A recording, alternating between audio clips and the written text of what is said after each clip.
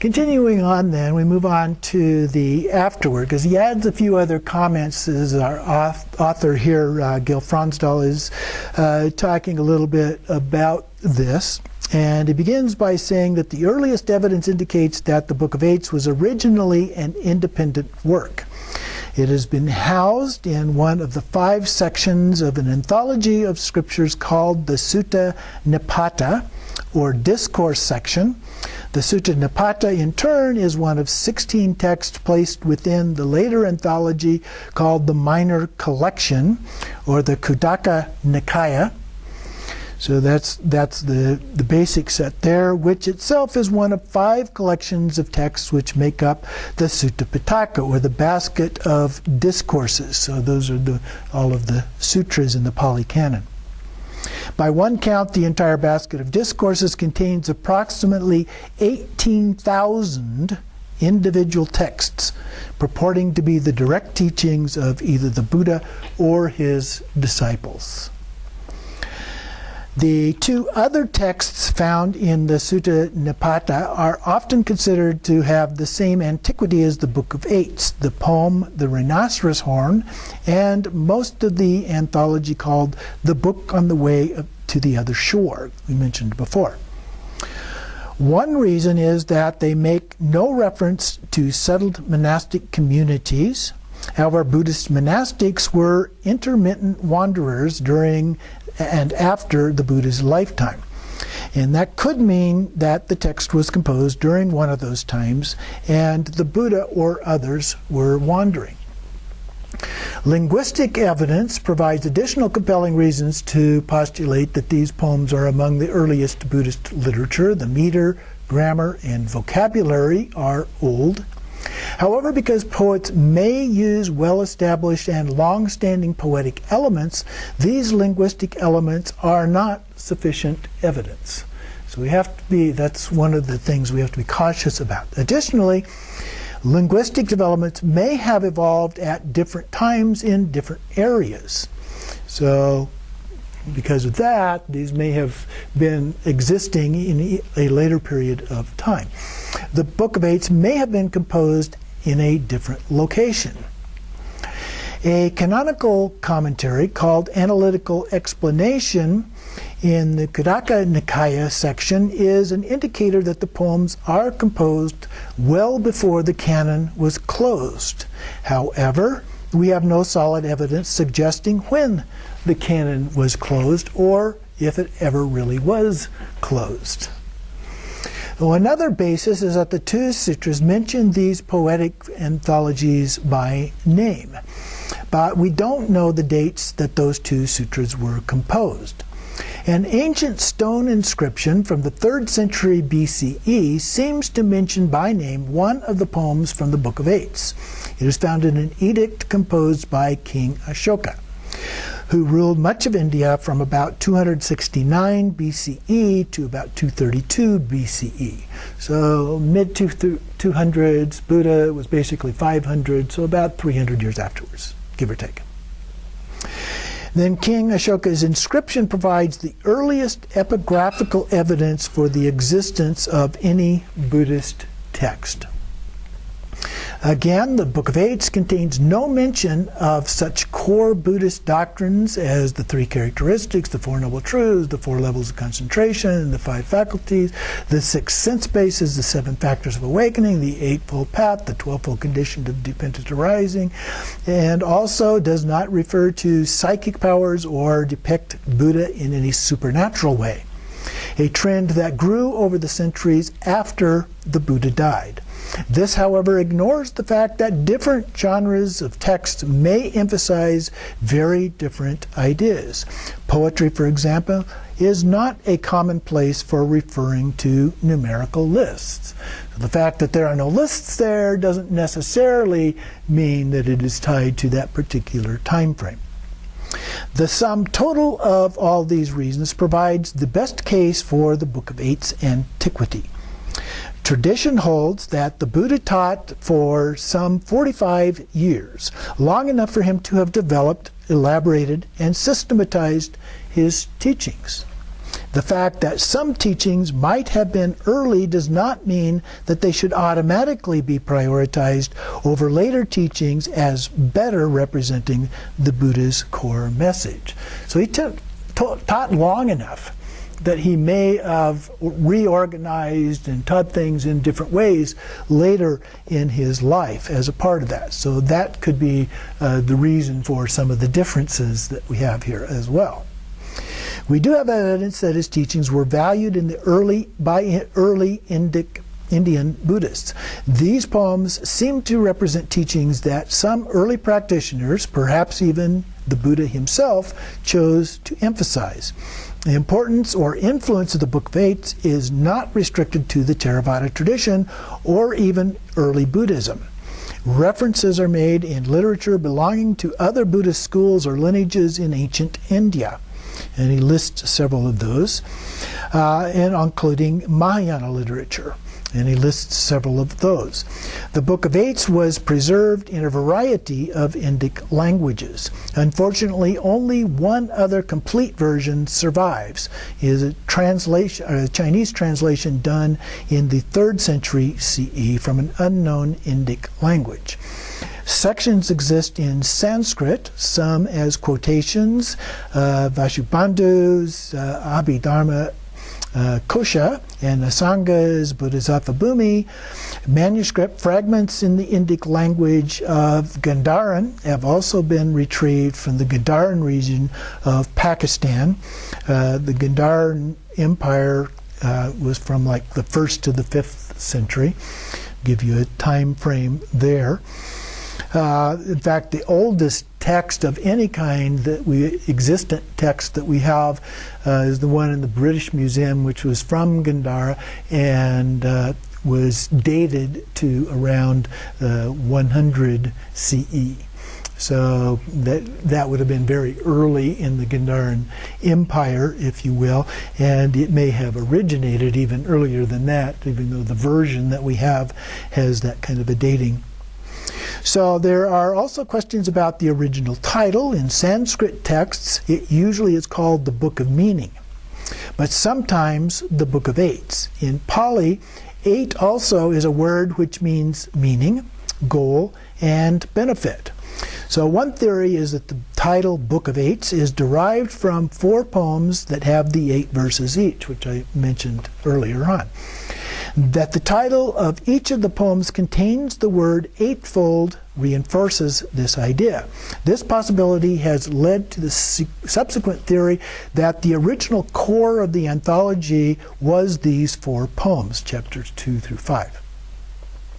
While the Theravada tradition assumes that all the Buddhist teachings in the Book of Eights are spoken by the Buddha, most of the poems do not specifically mention the Buddha. In the Pali scriptures, Mahakachana is uniquely associated with the Book of Eights. It is his disciple Sona who recites the entire Book of Eights when the Buddha asks him to present teachings. Sona's discipleship under Mahakachana suggests that Sona most likely learned the Book of Eights from Mahakachana. Because there were almost no other monks in Avanti, the region where he lived, the region where Sona and Mahakachana, where they lived, some of the teachings in sutras associated with Mahakachana have enough similarities with teachings found in the Book of Eights to suggest a connection between them. And so he goes on and then talks a little bit more about that, which I will come back to in a moment. The direct and indirect associations of Mahakachana with the Book of Eights suggest that the anthology may well present the teaching emphasis of one person or group, rather than being chronologically earlier. The Book of Eights may have its origin with particular Buddhist group in a particular location. So again, this is the kind of thing why we've got good reason to think certain things about it, but there are also issues that could challenge those assumptions. This is, of course, speculation. We know very little about the genesis of the very early Buddhist teachings, including the origin of the Book of Eights. The Book of Eights contains inspiring teachings pointing to the possibility of peace when we release all of our clinging, including clinging to views about religious teachings. It is a peace that is not dependent on knowing whether or not these teachings represent the earliest teachings of the Buddha. For practitioners, it is a peace that authenticates itself. So basically what we have here in terms of evidence is, first of all, it was named in the earliest written form with Ashoka in one of the steles, and then it's named in earlier texts associated with Pali, Chinese, and Sanskrit. It's where it's all, in all of those and in the earliest forms of all of those. It's found in the other earliest sources like the Gandhara. And then there are also no lists of other doctrines, which would indicate that it's likely early. There are canonical commentaries in Pali on it, which would indicate that it is probably fairly early. And there's literary evidence in terms of meter, grammar, and vocabulary. All of those things tend to support that. But what about this guy Mahakachana? I wanted to look up, because he doesn't say very much about him in here, so I looked him up to see what I could find about him, and one of the things is that he is one of the original disciples of the Buddha. He is one of the key disciples of the Buddha. His Sanskrit name is Katyayana, slightly different. He did live in Navanti, which was mentioned, and had numerous converts. His parents were Brahmins, so he had a strong training background in the Brahmin tradition. He is listed as one of the 10 principal disciples of Gautama Buddha, and foremost in explaining the Dharma. So when the disciples of the Buddha had questions about that, and they were a little too embarrassed to go ask the Buddha, they would ask him about it. So he was very knowledgeable and highly respected. In fact, in some of the sources, they specifically say, well, we didn't want to go ask the Buddha, so we wanted to go, and then they talked to the Buddha about it later, and the Buddha said, oh yeah, that's exactly what I would have said. And then that poem, The Auspicious Day, and the book On the Way to the Other Shore also are early dated texts which give the same basic doctrine as the ones that were described in here. So I wanted to talk just briefly a little bit more about Mahakachana. Take a few things from just the introduction to this little booklet, which happens to be by Bhikkhu Bodhi, from our other author that we looked at before. And so he talks about the Buddha who taught in detail, introduced his topic with a short statement or synopsis, then embarked on detailed exposition called the analysis, and then he would break the subject introduced into the synopsis down in component strands, define each strand in turn, and draw out its implications, sometimes attaching a simile to illustrate the message of the discourse. Finally, he would then restate the introductory declaration as a conclusion. On other occasions, the Buddha would not teach in detail. Instead, he would present Dharma briefly, offering only a short, sometimes even cryptic statement charged with profound but highly concentrated meaning. He used this technique because sometimes it proved more effective, a more effective means of shaking and transforming the minds of the auditors, his followers. And this required disciples to reflect upon the meaning and to tease it out by sustained inquiry as well as discussion. Its message would then penetrate deep into the silent recesses of the mind. So ordinary monks would often turn for clarification to the senior disciples. The Buddha himself established a separate category called the foremost of those who analyze in detail the meaning of what was stated by me in brief.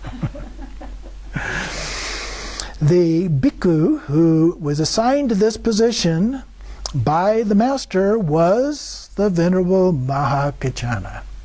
Okay? So that gives some potential credibility to some of the arguments that are being made. I was rather surprised that he didn't bring any of that up in his book. That is, Gil Fronsdal didn't bring that up. Kaccana usually resided in his homeland of Avanti, a remote region in the southwest of the middle country. So if the Buddha was up here in this valley around the Ganges, this is kind of over in the western part to let down a little bit, a long walk, let's say. The middle country where the Buddha dwelt, he did not spend much time in the Blessed One's presence, as people like Shariputra,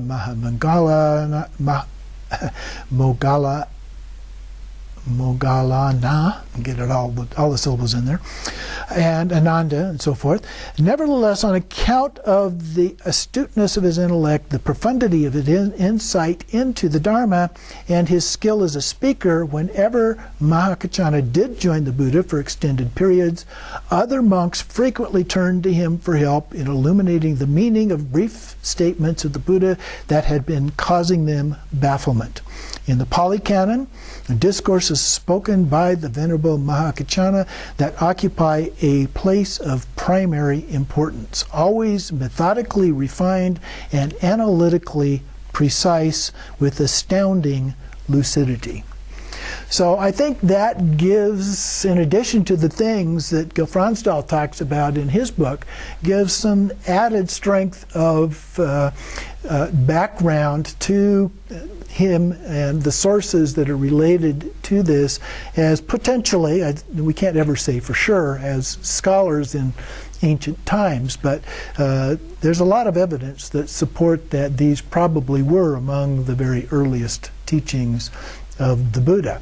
The Dharmapada that we looked at earlier are also considered to be potentially fairly early versions of the teachings of the Buddha. So, something for you to ponder and to use in your practice as a part of that.